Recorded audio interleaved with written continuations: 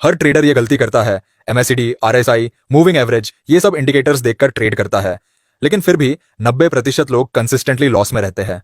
क्यों? क्योंकि ये सारे टूल्स पीछे चलते हैं, लेकिन प्राइस हमेशा सच बोलता है। अब सोचिए, अगर आपको सिर्फ चार्ट देखकर पता चल जाए कि मार्केट में स्मार्ट मनी पैसा कैसे घुमा रहे हैं, कहाँ फेक ब्रेकआउट होगा, कहाँ आपकी एसएल हंट की जाएगी और कहाँ पर असली मूव शुरू होने वाला है, तो ना सिर्फ आपका कॉन्फिडेंस बढ़ेगा, बल्कि आप इंडिकेटर्स के बिना भी ट्रेड कर पाओगे, बिल्कुल प्रो की तरह। इस वीडियो में मैं आपको वो 5 कोर कंसेप्ट्स सिखाने वाला हूं जो हर प्राइस एक्शन एक्सपर्ट जानता है, लेकिन शायद ही कोई आपको सही तरीके से समझाता हो। प्राइस एक्शन की नई सोच, स्ट्रक्चर से ट्रेंड रिवर्सल पकड़ना, ऑर्डर ब्लॉक्स और लिक्विडिटी की मैनिपुलेशन, कैंडलस्टिक पैटर्न्स की असली साइकोलॉजी और कैसे फेक आउट से बचकर रियल ब्रेकआउट पकड़ा जाता है। तो स्क्रीन से हटना मत, क्योंकि ये सिर्फ स्ट्रैटेजी नहीं, ये माइंडसेट बदलने वाला है। Let's decode the real language of the market, जिसे आप अपनी ट्रेडिंग सेटअप में शामिल करके 2 या 3 कंफर्मेशन से अपनी ट्रेड को और ज्यादा एक्यूरेट बना सकते हो। प्राइस एक्शन में स्मार्ट मनी से बचना बहुत जरूरी है, कैसे बचना है और स्मार्ट मनी के साथ कैसे एंटर होना है, ये भी समझाऊंगा।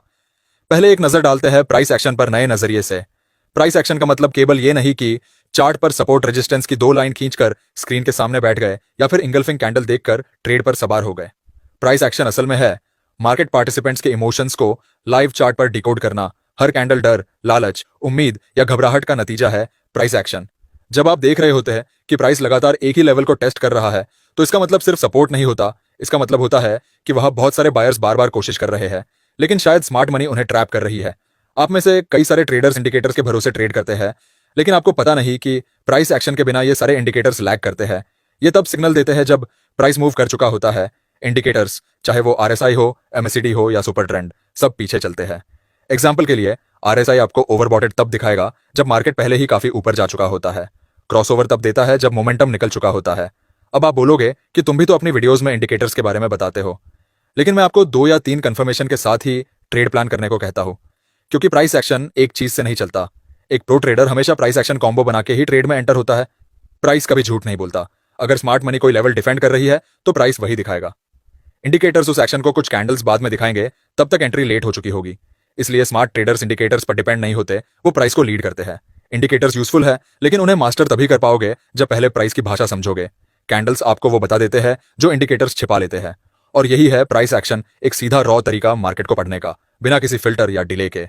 अब हम प्राइस एक्शन की सबसे ताकतवर तकनीक पर आ रहे हैं, स्ट्रक्चर बेस्ड प्राइस एक्शन, यानी वो तरीका जिससे आप सिर्फ चार्ट स्ट्रक्चर देखकर ही ट्रेंड की दिशा, ब्रेकआउट का इरादा और रिवर्सल का इशारा पकड़ सकते हैं, बिना किसी इंडिकेटर के। अगर आप सिर्फ ये समझ जाएं कि चार्ट पर हायर हाई और लोअर लो क्या कह रहा है, तो यकीन मानिए आप 70% नकली सिग्नल्स से खुद को बचा सकते हैं। और जो मैं अब बताने जा रहा हूं, वो शायद आपके ट्रेडिंग करियर का टर्निंग पॉइंट हो। आपने बहुत सारे ट्रेडर्स से सुना हायर हाई, हायर लो, लेकिन से सिर्फ लाइनें या स्विंग पॉइंट्स नहीं है। असल में ये बायर्स और सेलर्स की लड़ाई का नतीजा है। इसमें भी बेसिक और एडवांस 2 पार्ट है। बेसिक में हमारा हायर हाई हायर लो और लोअर हाई लोअर लो आता है, और एडवांस में आता है ब्रेक ऑफ स्ट्रक्चर और चेंज ऑफ कैरेक्टर। पहले बेसिक समझते हैं। जब प्राइस पिछले हाई से ऊपर जाता है, जो हमारा हायर हाई होता है, और फिर गिरकर पिछले लो से ऊपर रुकता है, तो ये हमारा हायर लो बनता है। चार्ट पर इसी को देखकर एक स्ट्रॉन्ग अपट्रेंड का पता लगाया जाता है। इससे पता चलता है कि मार्केट का कंट्रोल बायर्स के हाथों में है, जो हर हायर लो पर खरीदारी कर रहे हैं। वही जब प्राइस सीढ़ियों के जैसे प्राइस नीचे गिरता है, तो नीचे वाले स्विंग को लोअर लो बोलते हैं, और प्राइस फिर इसी लोअर लो से ऊपर जाता है, लेकिन पिछले हाई तक नहीं पहुंचता, और ये हमारा लोअर हाई कहलाता है। इससे पता चलता है कि सेलर्स मार्केट पर हावी है, जिससे प्राइस एक स्ट्रांग डाउन ट्रेंड में है, मतलब सेलर्स जोर शोर से लोअर हाई पर बिकवाली कर रहे हैं। अब थोड़ा गहराई में चलते हैं और जानते हैं ब्रेक ऑफ स्ट्रक्चर के बारे में। जब प्राइस अप ट्रेंड में मूव करता है और हायर हाई हायर लो बनाता है, जिसमें प्राइस अपने हायर हाई को तोड़ तोड़कर अप ट्रेंड को कंटिन्यू रखता है, तो इसे हम ब्रेक ऑफ स्ट्रक्चर कहते हैं। इसे अच्छे से एनालिसिस करके ट्रेडर्स अप ट्रेंड में हर हायर लो पर बाय करते हैं। अब आता है चेंज ऑफ कैरेक्टर। अगर इसे आपने अच्छे से समझ लिया, तो समझो आप 80% चार्ट पढ़ना सीख गए। आप चुटकियों में समझ सकते हैं कि प्राइस कहां से रिवर्स हो सकता है। देखिए, जब प्राइस हायर हाई और हायर लो बनाता हुआ काफी ऊपर पहुंच चुका होता है, तो अब प्राइस इस बार हायर हाई और हायर लो नहीं बना पाता है, बल्कि लोअर हाई और लोअर लो बना देता है। यह होता है चेंज ऑफ कैरेक्टर, मतलब ट्रेंड अब बदल चुका है, अब ट्रेंड अब डाउन ट्रेंड में शिफ्ट हो गया है। चेंज ऑफ कैरेक्टर यह बताता है कि अब मार्केट का माइंडसेट बदल गया है। अब आता है असली सवाल कि चेंज ऑफ कैरेक्टर को ट्रेड कैसे करना है, स्ट्रेटजी कैसे बनानी है। चार्ट पे अप ट्रेंड चल रहा है, प्राइस हायर हाई और हायर लो बना रहा है, फिर अचानक हायर लो को तोड़कर प्राइस दोबारा बाउंस होता है, जो पिछले हाई तक नहीं पहुंच पाता है, और लोअर हाई बन जाता है। अब प्राइस और हल्का सा नीचे आकर स्विंग बनाता है, जिससे लोअर लो बनता है। अब चार्ट पर चेंज ऑफ कैरेक्टर हो चुका है, मतलब ट्रेंड रिवर्स हो चुका है। अब आपको ट्रेंड रिवर्सल कंफर्म हो चुका है, और यही वो जगह है जहां आप हर लोअर हाई स्विंग से शॉर्ट ट्रेड प्लान कर सकते हैं। अब हम उस एडवांस जोन में घुसने जा रहे हैं जहां असली गेम खेला जाता है, institutional order flow, liquidity traps और ऑर्डर ब्लॉक्स की दुनिया। क्या आपने कभी सोचा है क्यों आपका स्टॉप लॉस हमेशा हिट होता है और फिर प्राइस सीधा आपकी डायरेक्शन में चला जाता है? क्या मार्केट सच में आपको हर बार हराना चाहती है या फिर कोई है जो आपको देखकर खेल रहा है? ये सब काम होता है स्मार्ट मनी का। स्मार्ट मनी लिक्विडिटी को ढूंढते नहीं, वो लिक्विडिटी बनाते हैं। स्मार्ट मनी के पास इतना पैसा होता है कि वो एक बटन दबाकर मार्केट हिला सकते हैं, लेकिन वो रैंडमली बाई सेल नहीं करते। उन्हें लिक्विडिटी चाहिए, यानी वो जगह जहां हम और आप जैसे रिटेल ट्रेडर्स के एसएल और पेंडिंग ऑर्डर्स छुपे होते हैं। एसएल के पीछे रिटेल के बल्क क्वांटिटीज में ऑर्डर्स छुपे होते हैं। स्मार्ट मनी पहले वहां प्राइस पहुंचाकर लिक्विडिटी अब्सॉर्ब करते हैं, फिर एक्चुअल मूव शुरू करते हैं। प्राइस कभी डायरेक्ट नहीं चलता, उसे पहले साफ करना पड़ता है, मतलब आपकी लिक्विडिटी को। अब बात आती है ऑन ऑर्डर ब्लॉक की। आप में से कई ट्रेडर्स को शायद सपोर्ट रेजिस्टेंस और ऑन ऑर्डर ब्लॉक में कोई फर्क नहीं लगता, लेकिन इन दोनों में काफी फर्क होता है। जहां सपोर्ट और रेजिस्टेंस सिर्फ विजुअल पास्ट रिएक्शन पर बने होते हैं, तो वहीं ऑर्डर ब्लॉक में लास्ट बुलिश या बेरिश कैंडल होती है, जहां से मार्केट में शार्प मूव आया। ये कैंडल दिखाती है कि स्मार्ट मनी ने कहां से अपनी पोजीशन बिल्ड की थी।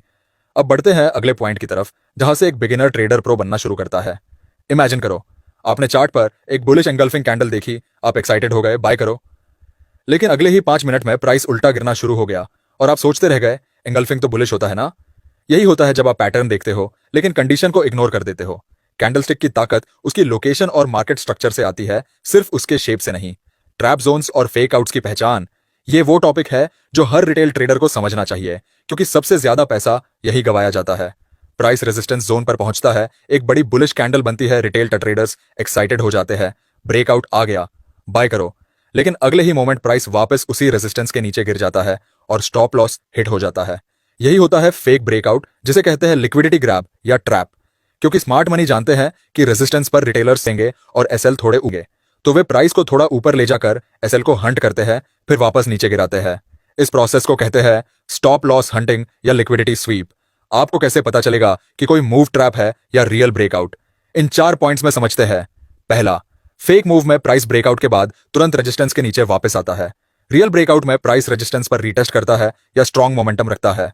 दूसरा, लो वॉल्यूम फेक ब्रेकआउट का संकेत, हाई वॉल्यूम जेन्युइन इंटरेस्ट का संकेत। तीसरा, सुबह 9:15 से 10 बजे के बीच में अक्सर ट्रैप्स बनते हैं।